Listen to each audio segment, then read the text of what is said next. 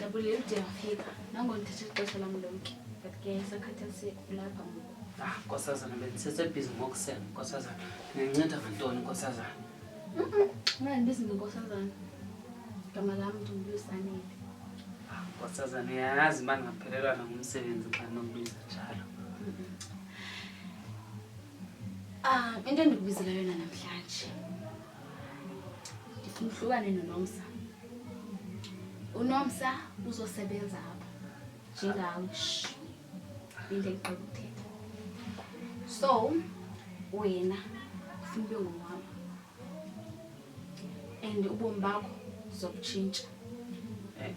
Nkosazana ndicinga uyayazi uba uba ndingayenza nto ndingathatha ndiyogqina ndiyobulala nkosazana. Uyayazi nto ngekwazi ukuyenza nkosazana.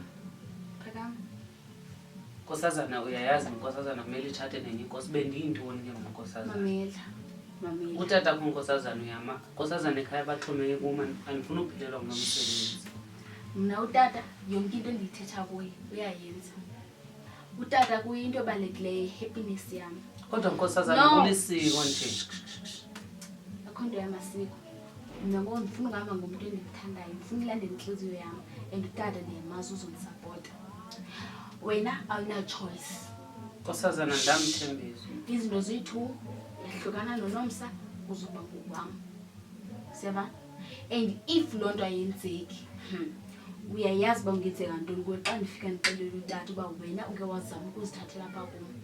And ungakhumbule ndinayo imali, imfuyo apha ekhaya igcwele. So ndingathenga amadoda ndithi iziba ndiyasinda ngawo andisindisileyo. Siyabona? Mamela. Wena xa uvumayo uba thina sibe soyi-2 ubomi bakho buzoba lula. Kwazi bani ungazibhaqa soyinkosana yalapha ekuhlaleni. Soyinkosi one day xa seyingasekho inkosi. Kodwa nkosazana okokoko sabakho ayizange nkosazana yatshata nomntu ohlupheke njengawe. Izoqala ngam. Yonke into inesiqalo.